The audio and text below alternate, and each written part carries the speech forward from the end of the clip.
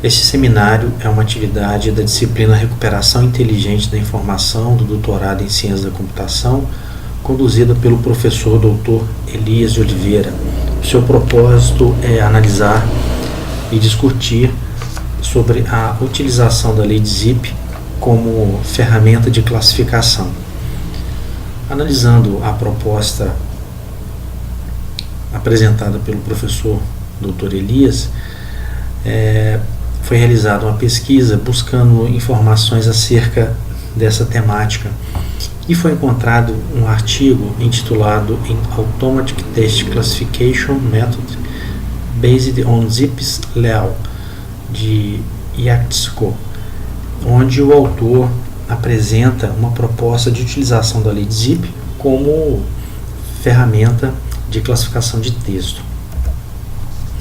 Este artigo descreve um método para classificação automática de texto baseado na lei de Zipf, combinada com a abordagem de processamento de dados zonal.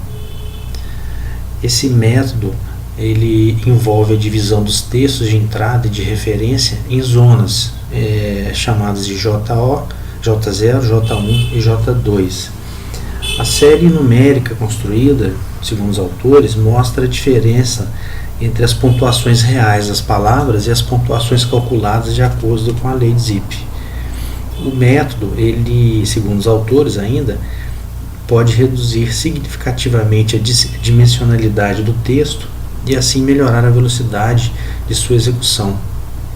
O método propõe, portanto, dividir os documentos de entrada e o texto de referência em 3 zonas e comparar a distribuição de palavras em relação às zonas J de cada um dos textos.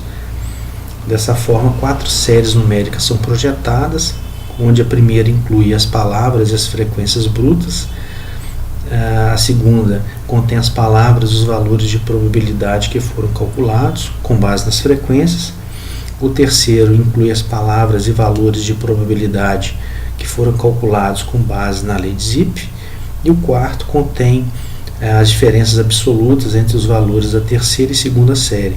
Dessa forma, segundo os autores, os valores numéricos são possíveis de analisar e demonstram a extensão de que a distribuição de palavras na zona J se desvia da lei de Zipf. Falando um pouco da lei de Zipf, ela estabelece o relacionamento entre a frequência de qualquer palavra no texto, seu ranqueamento, e segundo os autores, a lei de Zipf tem um poder preditivo, ou seja, se a frequência e o grau de uma dada palavra é conhecido, é possível estabelecer as frequências e ranqueamentos de todas as outras demais palavras do texto. Como exemplo, eles apresentam o seguinte cálculo: se a 10ª palavra de classificação ocorrer no texto 36 vezes, a frequência da palavra de 5ª classificação pode ser calculada através da conta apresentada no slide. A lei de Zipf e classificação de texto, apresentando um pouquinho mais o contexto do trabalho proposto, foram selecionados textos de 5 romances de Theodore Dreiser: O Gênio, O Financiador, O Titã, Irmã Carrie e Jane Gerard.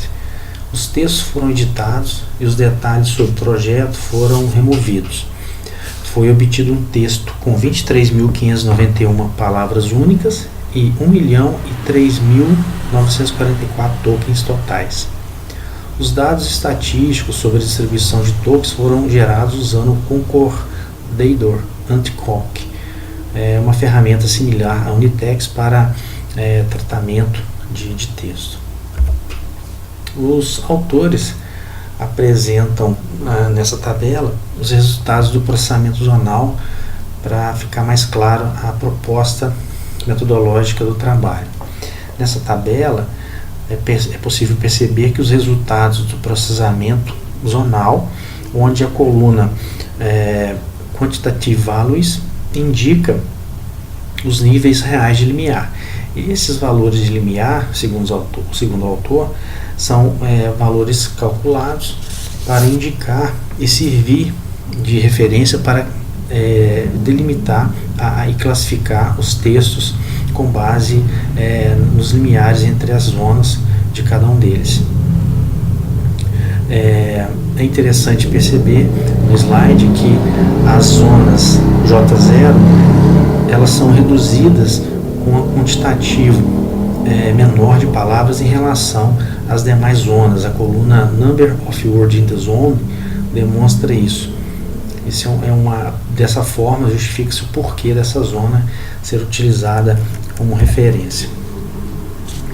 Os autores nessa tabela, por sua vez, demonstram que a análise do desvio da distribuição de palavras da lei de Zipf pode ser aplicada somente à zona J0.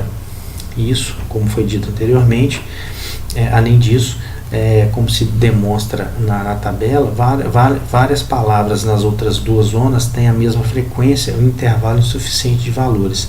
Na tabela, por exemplo, é possível perceber que as palavras que aparecem uma ou duas vezes no texto representam quase metade de todas as palavras no texto.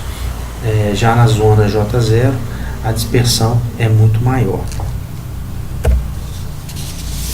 O autor conclui que a abordagem proposta permite reduzir significativamente a dimensionalidade do texto, limitando a análise às zonas J0, que inclui apenas algumas centenas de palavras. Além disso, essa abordagem permite simplificar o aparato matemático usando probabilidades simples. É possível notar que a análise do desvio da distribuição de palavras da lei de Zipf só pode ser aplicada a essa zona J0, e várias palavras nas outras duas zonas têm a mesma frequência e um intervalo insuficiente de valor.